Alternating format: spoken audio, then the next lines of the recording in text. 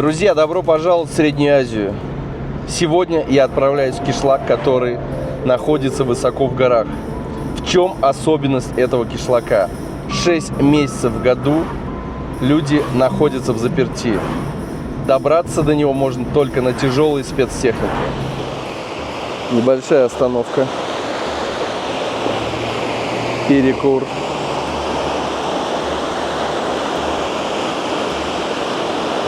В жаркий день это самое нужное место, где можно охладиться.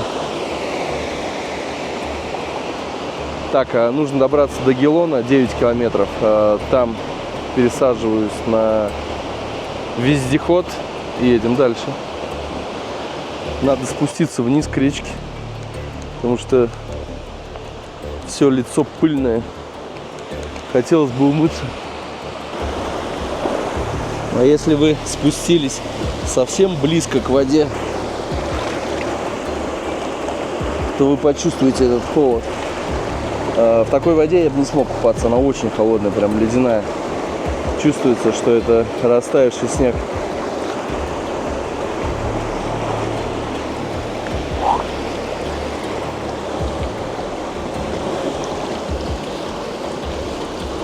Пальцы мерзнут.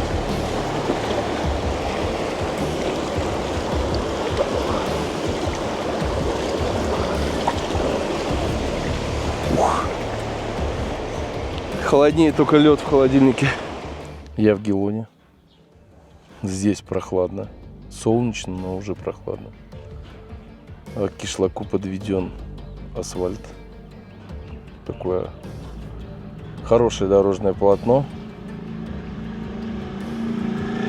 Сейчас жду таксиста. Сказали, сейчас подойдет. Надо обговорить цену для дальнейшего продвижения по горному хребту. Так выглядит магазин по продаже мяса. Вот тут мясная лавка. Висит нога быка. Водитель найден. Это старая Нива 91 года. Самое интересное, что он сказал, дорога туда не длинная, но отвратительная. То есть зимой туда добираются люди. Это полный привод на цепях. Только так. Опять же, если немного снега. Сижу вот сейчас в местном пабе, так сказать. Обычная разливайка. Жду его, пока он заправится. Он поехал заправляться. И причем очень интересно. Взял с собой газовый баллон, пропан. И через какое-то устройство сейчас закачает в машину. Люди не поймут, что я снимаю, и смотрят на меня. По местным обычаям люди, когда выезжают из кишлака, останавливаются, ну, по крайней мере, вот здесь. Так, ну, не только здесь, наверное. В большинстве горных кишлаков останавливаются перед кладбищем, молятся и дальше едут. Это обязательное условие. Заезжаешь, останавливаешься, молишься. Выезжаешь из кишлака, останавливаешься, молишься.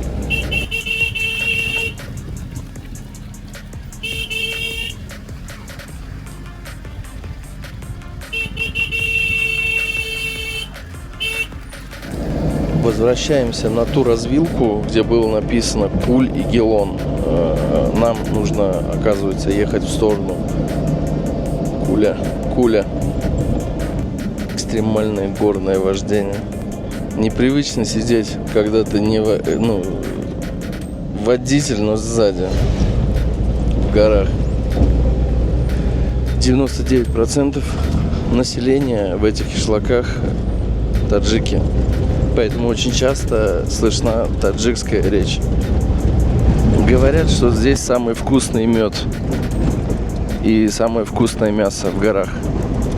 Поэтому богатые жители равнины, низины сразу покупают здесь на 2-3 семьи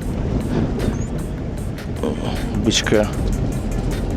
Мясо отличается очень сильно по вкусу. Вода, разнотравье, горный воздух. состав почвы, все другое.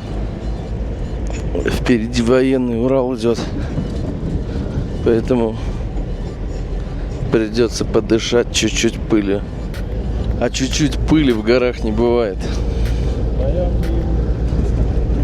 Пока не хотят нас пропускать. И снова пчелы. Так живут пчеловоды. Пропустили нас все-таки военные, потому что реально мы задыхались. Наверх пошла дорога в Куль. Ну а здесь вот начинается самый трешняк. Это вот как раз дорога в Шут. Пока только ручьи.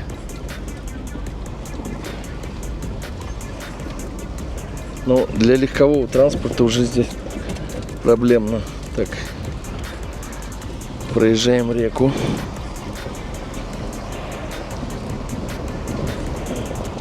Ну да, на легковой бы я здесь уже не проехал, 100%.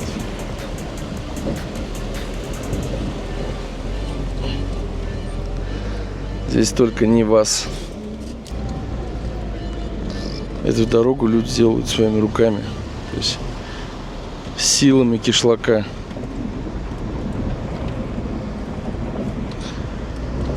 Хочешь жить, пробивай дорогу сам себе, как говорится. Вода настолько холодная, что аж в машину закидывает прохладный воздух. Если мне память не изменяет, то люди здесь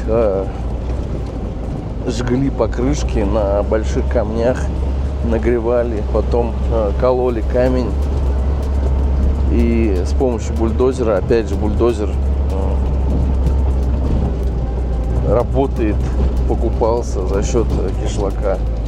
Пробивали себе дорогу, потому что та дорога, по которой сюда можно добраться, которая идет поверху, там ехать, во-первых, очень долго, во-вторых, осенью там можно перевернуться, то есть стоит пойти дождем, все, дороги нет.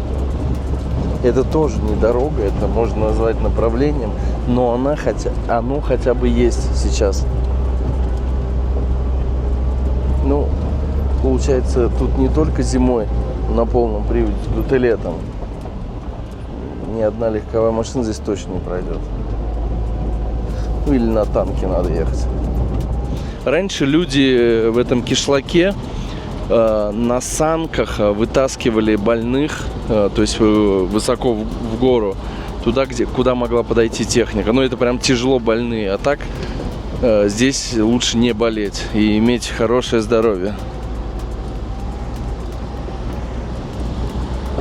Да, это не дорога, это направление на самом деле.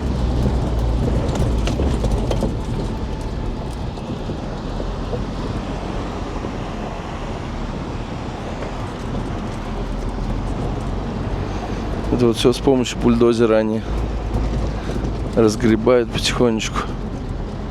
Ну, может быть, с годами они его подровняют, выровняют, но все равно по осени дорогу пересыпает с гор камнями. Местные сейчас показали видео, где медведица ходит по поляне, прям недалеко от человека. Ну, вроде бы не нападают. Здесь по кишлакам они ходят спокойно, особенно осенью, когда у людей поспевает картофель, сады, там, яблоневые, грушевые, слива. Зверь все это чует и начинает спокойно подходить, не боясь. Как же здесь красиво. Здесь чувствуется мощь природы. Слава богу, что сюда еще человек не добрался.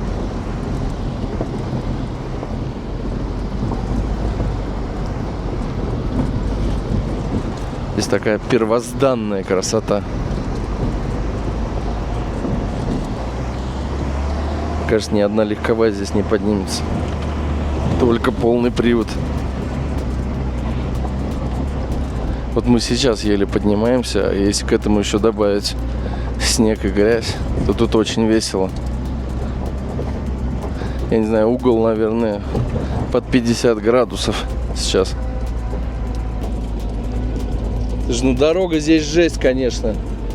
Реально даже страшная она. Это, наверное, одна из самых экстремальных, которую я видел. Сейчас не так, зимой хуёво. Сейчас не так. А зимой еще полный народ, людей, да, они везут. Продуктовые. Продукты берет. Ну, они не так добрые все. Когда продуктов много, Ага. они на этом подъеме спускают, они пешком идут. А, пешком. Когда подъем поднимаешь, А были случаи, что машины падали вниз? нет еще. Нет еще? Ну и не надо. Может быть, вчера, 2-3 дня назад, Ага. мотоцикл так получился. Упал. Упал, жена умерла. Жена умерла?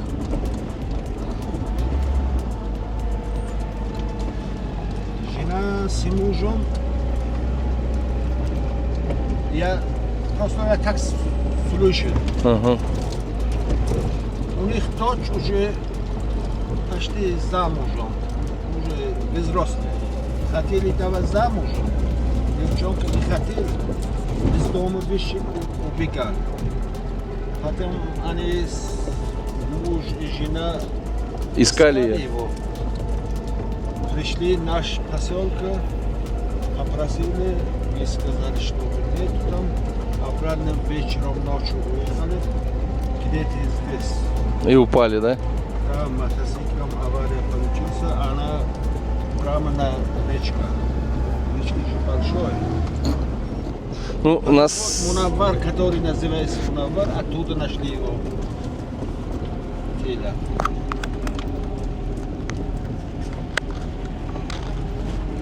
Это тело, получается, отсюда до Муминабода спустило, да? Не, Мунаввар, вот здесь, который Ага. идет Гелан и сюда повернул. Поворот. Да, вот отсюда, где-то там близко нашли. Ну, страшная и неприятная история, если честно.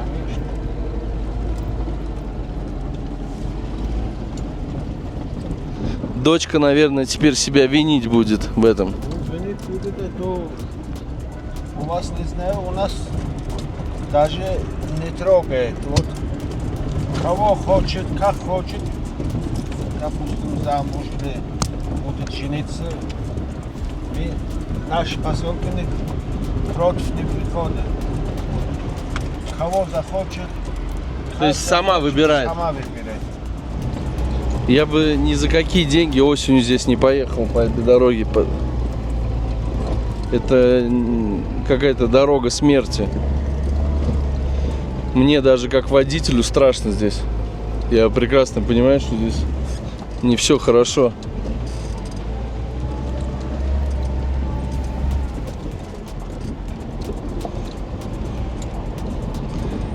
Но все это затмевает красота гор.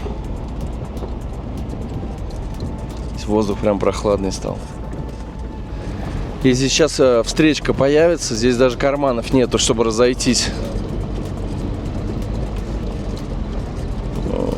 Это о чем говорит? Что дорога пробита недавно, проложена. Чем выше поднимаемся, тем чище вода. Она реально становится кристально чистой. Если внизу она какого-то бирюзового оттенка, присутствует немножко мат, то здесь уже вот прям прозрачно. Именно про такие камни я и говорил. Их нагревали и раскалывали.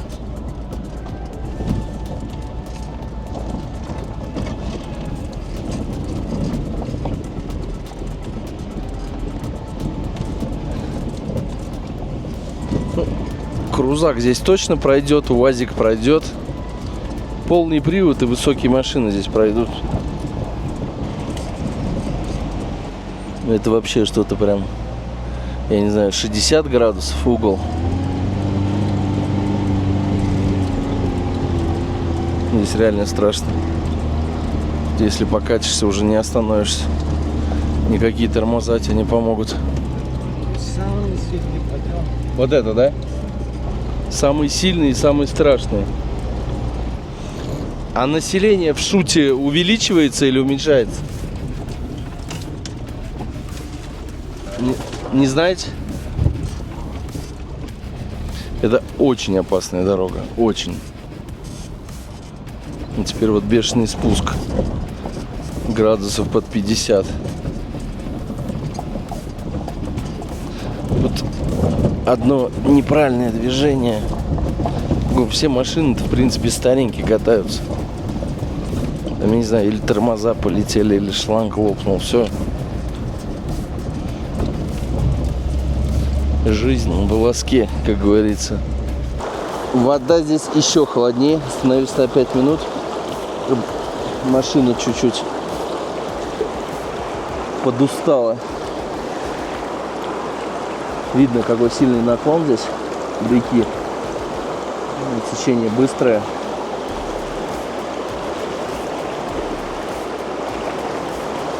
Пейзажи огонь.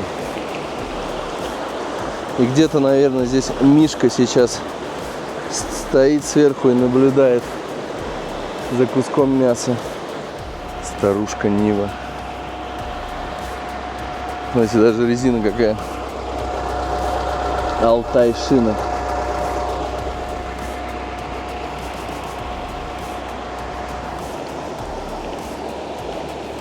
Машина закипает.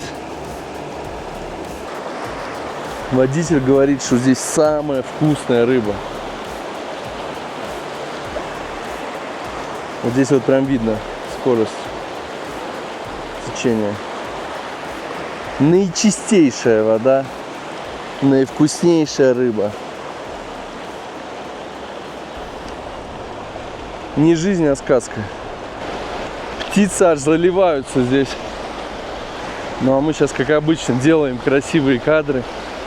Уходим вперед и снимаем, как едет машина. Ну типа я в ней, но я не в ней. Тем сам себе режиссер. Вот как будто я в Ниве сейчас сижу в той.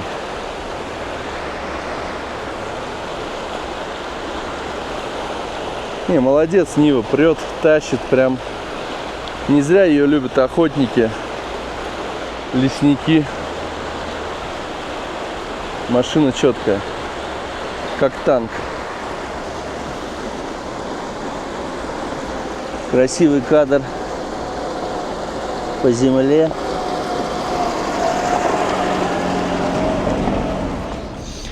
Очень много горного миндаля. И вот мы пока едем, я уже много его вижу. И он очень крупный здесь. Я спросил у товарища водителя, чей это, он говорит, не чей, но кто соберет, тот соберет. Или птицы, или люди. Ну вот дерево даже здесь вот видно его. В машине становится очень жарко. Печка выдувает, похоже, в салон.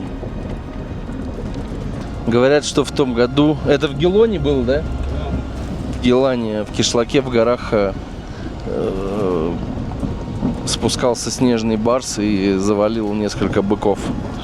Быков не маленьких, а крупных.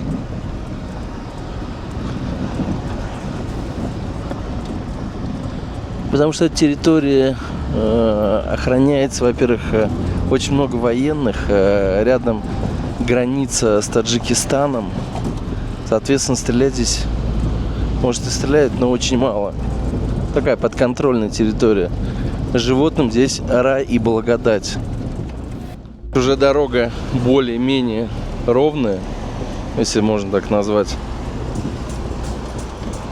А что это значит? А это значит, что мы почти добрались. Здесь уже поток воды более мощный.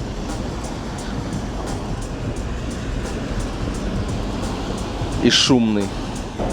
Видно, как вот люди делали здесь отмостку. Закидывали ветви деревьев и на них уже накидывают камни.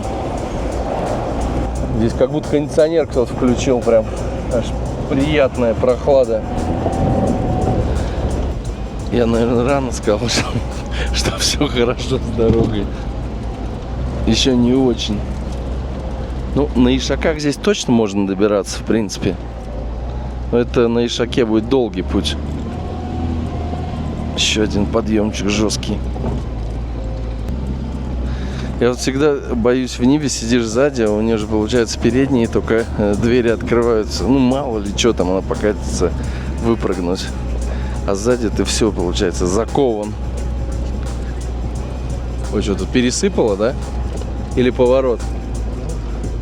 А, тут еще поворот какой-то. Ё-моё. Ё-моё. Хочется заматериться, когда видишь эту дорогу.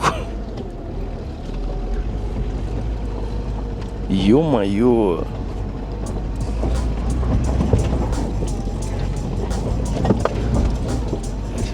Мне людей жалко, реально. 2 года они эту дорогу били своими руками, своими силами. Просто когда у тебя нету дома никаких проблем, вместо того, чтобы зарабатывать, тебе нужно еще пробить дорогу, умудриться самому себе. Заезжаем в кишлак. Все чистенько, аккуратненько, много деревьев, камня. Людей пока вообще не видно никого.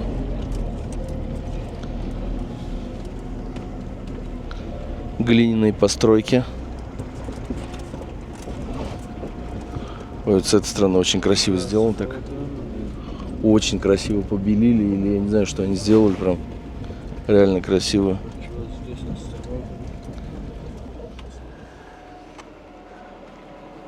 Написано Шут 1, кишлаки, первый дом. Так сушат белье на солнце после влажной зимы и осени. Антибактериальная сушка. Там уже кто-то заметил, внимательно за мной смотрит.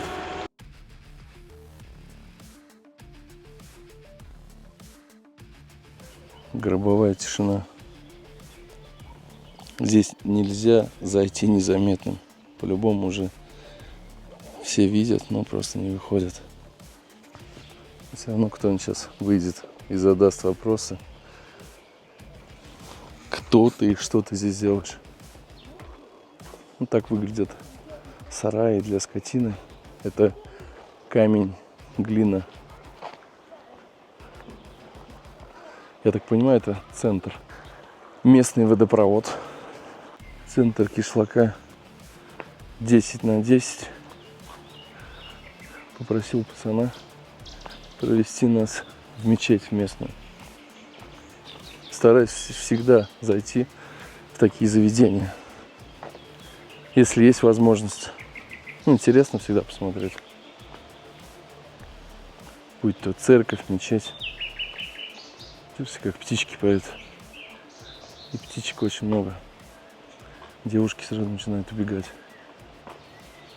Вот это похоже на мечеть, скорее всего. Я так думаю.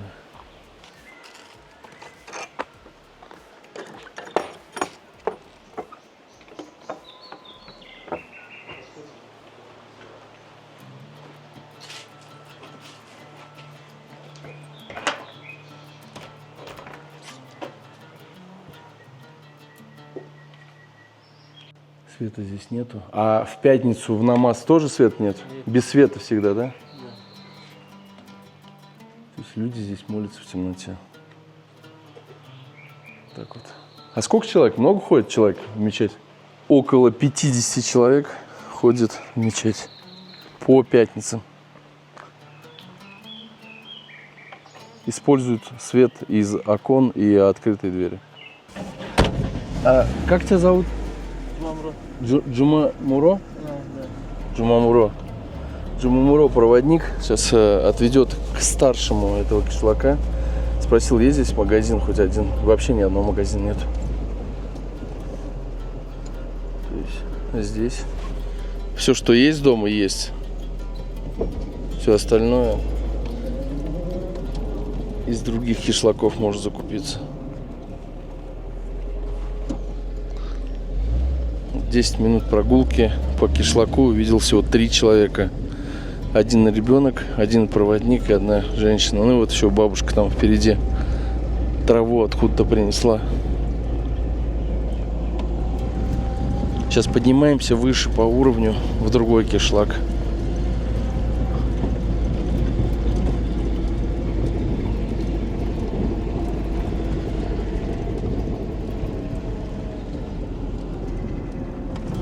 Махаляти бьет пункти.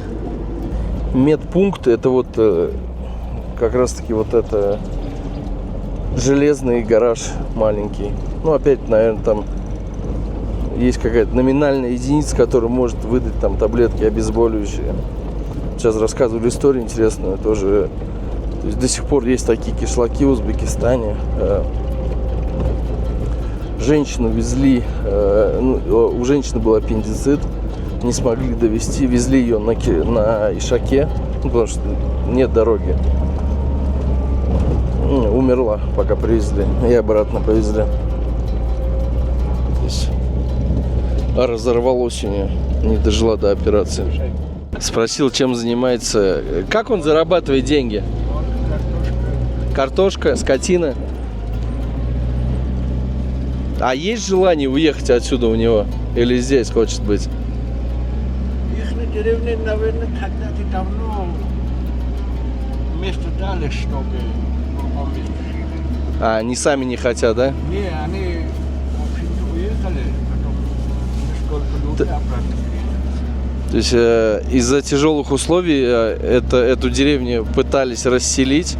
Кто-то уехал, остался там в низине, кто-то вернулся. Но они привыкают здесь жить, потому что, во-первых, атмосферное давление здесь другое. Здесь температура другая. Всю жизнь человек прожил в прохладе, ему внизу сразу окунуться в 40 градусов очень тяжело. Вода другая, все другое. То есть для них там реально шок будет.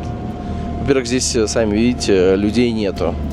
И сразу он попадает, например, я не знаю, куда-то в пригородный кишлак.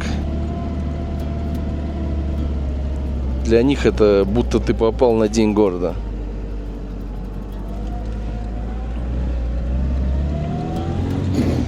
А школа есть здесь у вас? Нету? Есть? А сколько классов?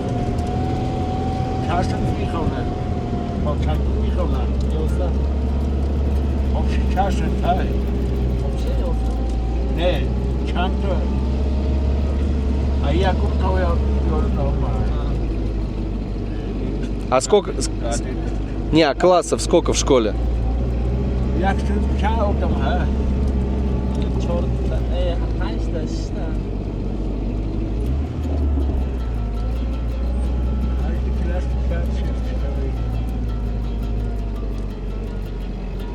В общем,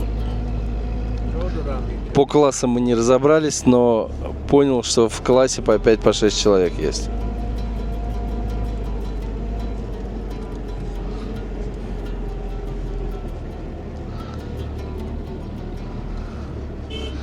Газон пятится назад.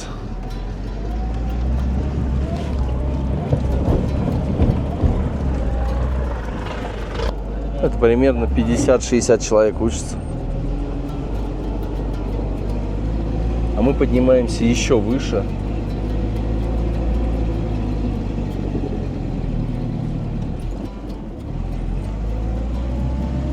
Здесь вроде бы и солнце припекает. И очень свежо.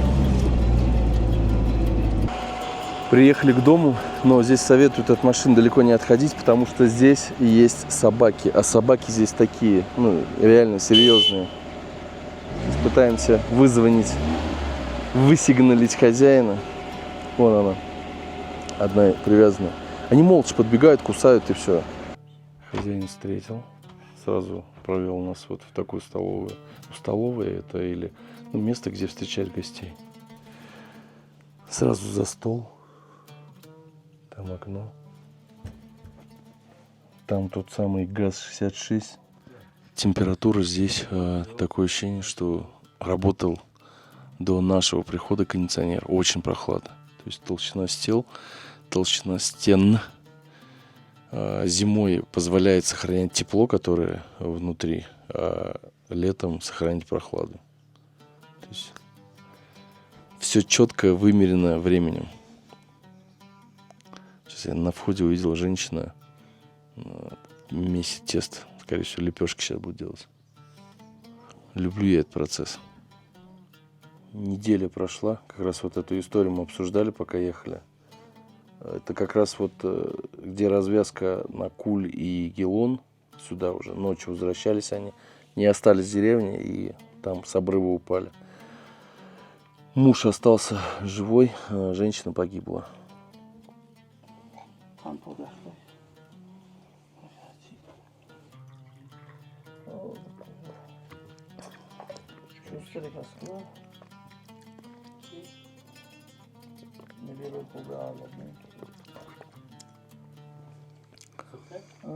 Вишневый компот прям приторный.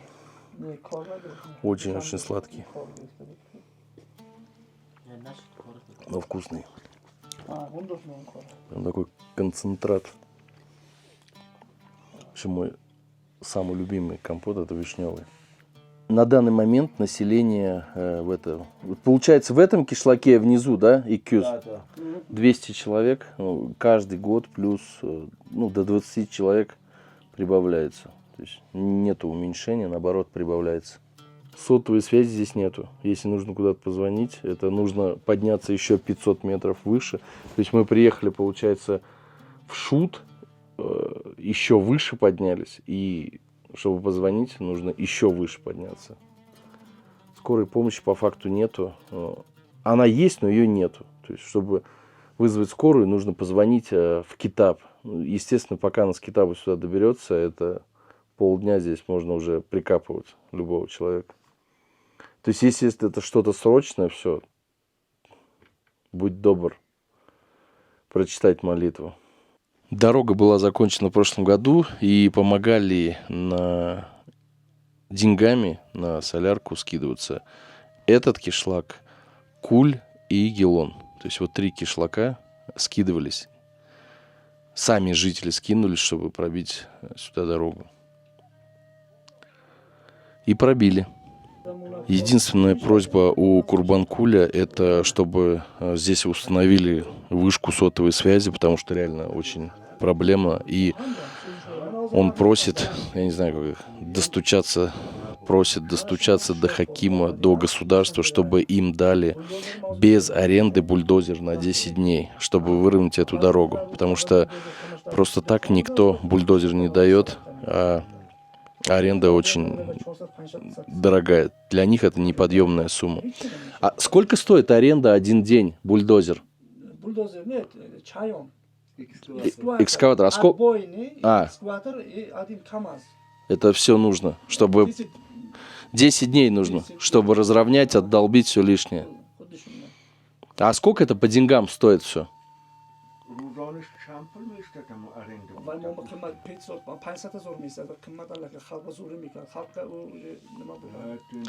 В долларах можете сказать, чтобы я понимал?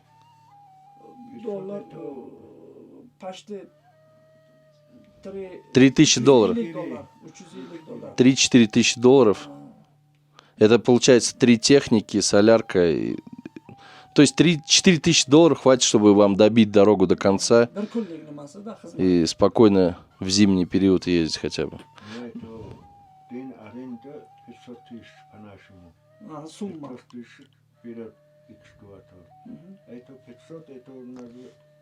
Ну, я понял, я округлил я аренду всей техники, то есть 4 тысячи долларов. И жизнь здесь станет лучше. По факту это самая страшная и самая опасная, наверное, дорога в Узбекистане сейчас. Сколько катался, ничего опаснее еще не видел.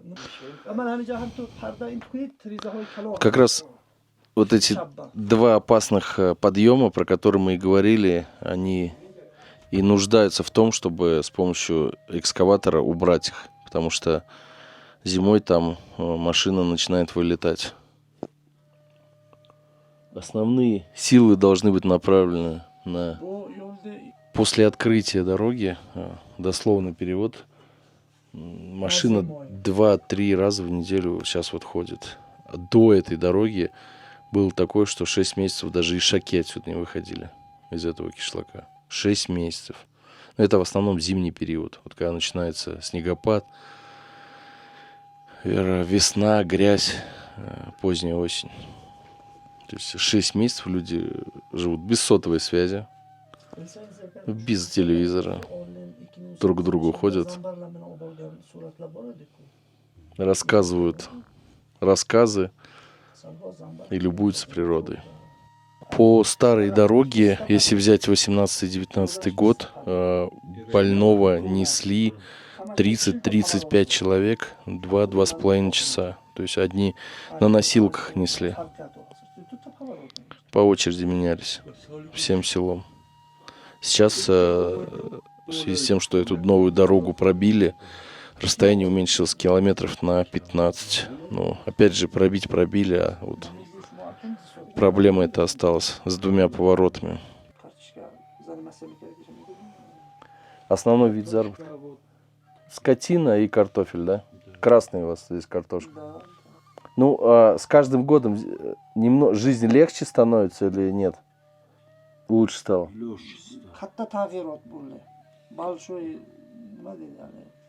То есть им сейчас просто нужно добить ее до конца уже?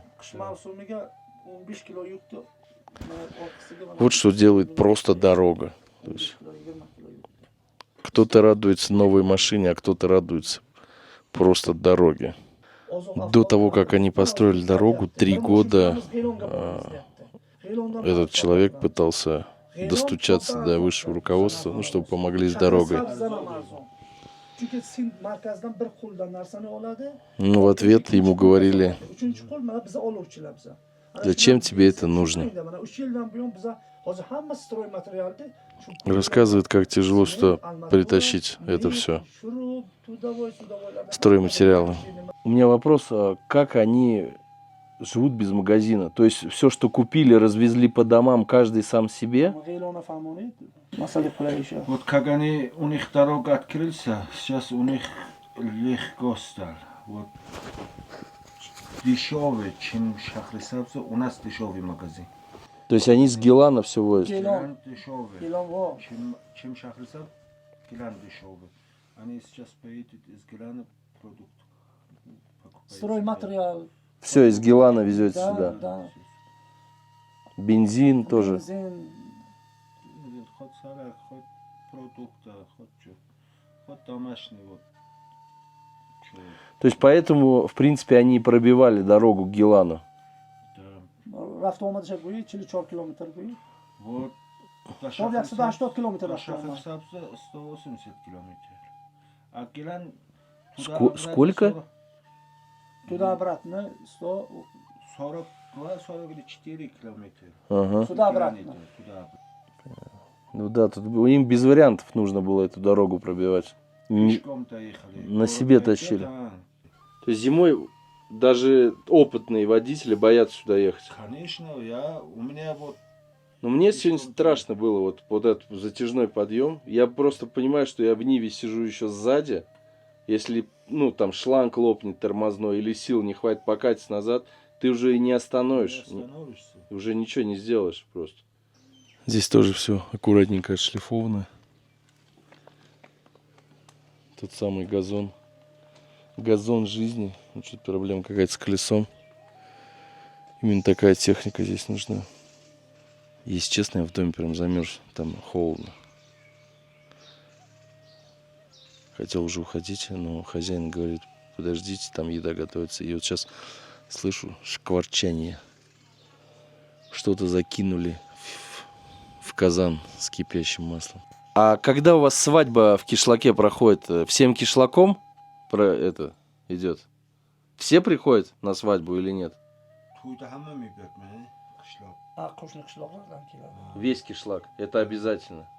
Ну, не обязательно позовешь, у кого время нет, допустим, не придет. У кого свободно время есть. Здесь можно не звать, сами придут, все знают, да, что свадьба? Когда свадьбу начинаешь, позовешь. Или все равно тоже приглашение нужно дать? Когда...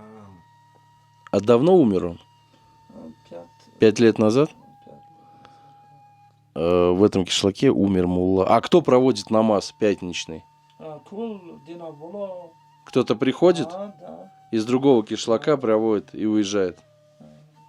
Kurban Hayit, Ramazan. Во время праздников приходят оттуда. Местный картофель, местное мясо. Все местное. Из-за того, что была проблема с дорогой в этом кишлаке, люди покупают, и привычки остались, покупают продукты сразу на год. Вот. Эта семья состоит из 7 человек. Они сразу затариваются на год. Это сахар, соль, вот это все крупные позиции. И вот на такую семью из 7 человек у них уходит 9 миллионов. В общем, $700-800 на 12 месяцев. Сюда не входит одежда, мороженое, какие-то там побрякушки, безделушки. Это самое необходимое. Этого хватает. И привычка эта осталась у всех. Потому что, мало ли, есть дорога, нет ее, в любое время может пересыпать. И пересыпать может не просто там каким-то мелким щебнем, а упасть камень, который нужно двигать будет краном. Поэтому люди запасаются впрок. Вот так вот выглядит сарай для скотины. Вот что значит, здесь нет телефонов. Сейчас хозяин попросил номер, и они даже не могут найти телефон сотовый. Потому что им никто не пользуется. Он где-то валяется. Вот смотрите, стены здесь толстостенные. Стены толстостенные. Очень толстые. Это камень, глина, бревно. Это чтобы, наверное, не задувало, шкуру повесили. Но она уже застыла. Все капитально. Кизяки для того, чтобы топиться зимой. И там уже горы. Там видно участки, где они сажают картофель. Видно дорога есть. Жизнь идет. Уже в конце я спросил у хозяина, хотел бы ты спуститься вниз? Он говорит, нет, не хочу. Пусть здесь будет сложнее, пусть здесь будет тяжелее жить, но лучше буду здесь, как говорится, где родился, там и пригодился. Лучше жить здесь счастливо, но бедно, чем там богато, но счастливо. Спасибо. Еще раз. До свидания. Еще одно испытание. Это теперь спуститься по этой дороге. Но здесь, конечно, воспитание сильно отличается от городского. Прям вижу это все. Здесь даже женщины, когда с тобой сталкиваются, отворачивают лицо в сторону, уходят. Вот мы сидели, пока ели.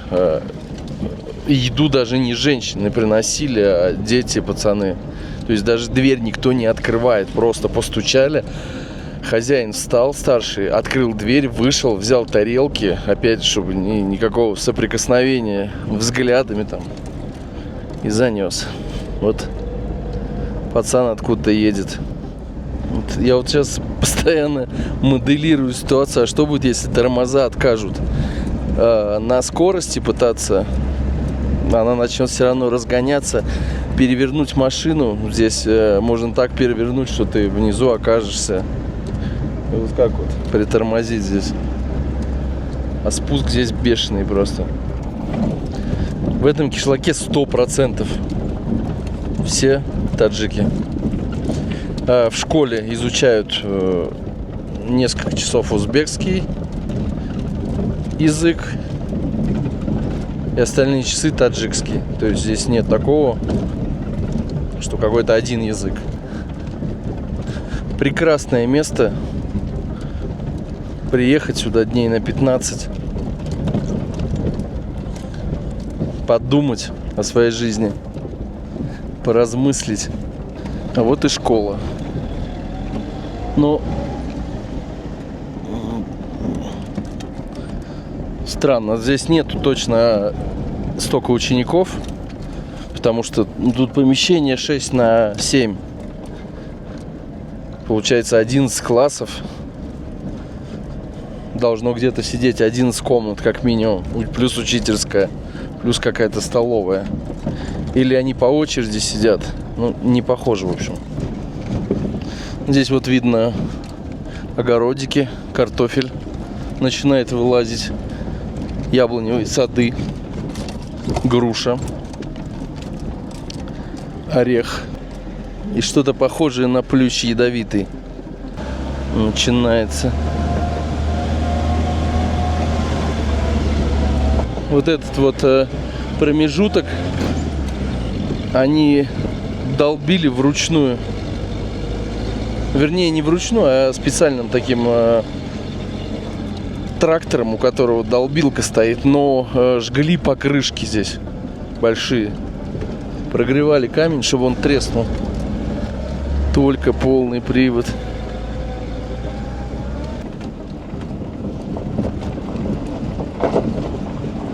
Блять, мне аж страшно, сука.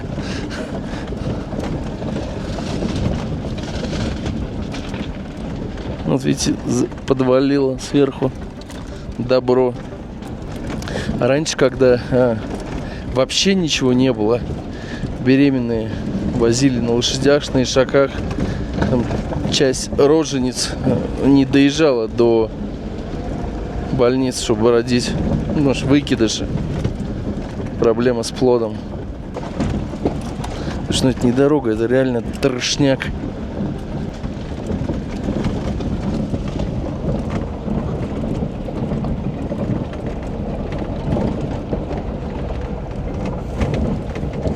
Страшно?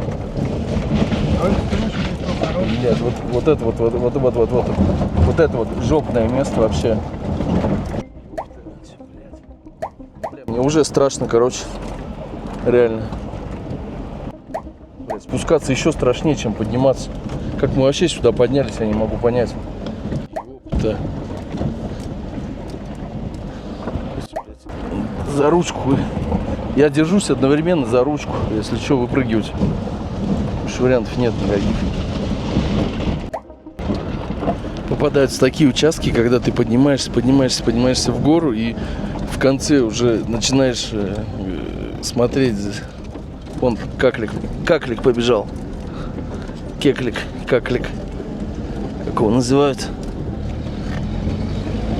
Вон туда куда-то пробежала птичка. Вон она.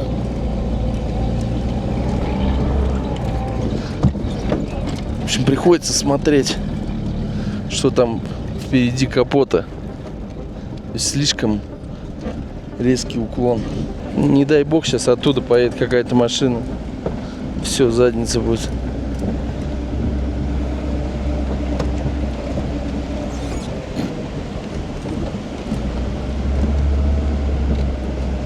Про что я и говорил.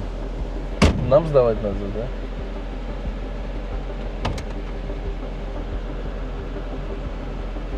Еще одна Нива.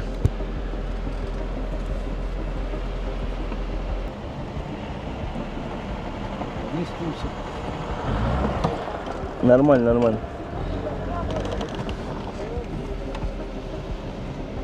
Главное, чтобы туда не во враг не упали. Так все нормально. Салам алейкум. Но самое интересное, что вот если вот как сейчас подъем будет, да, нам попадется машина, и мы назад не сможем сдать. И она как вот назад покатится на таком склоне. Здесь прямиком в речку.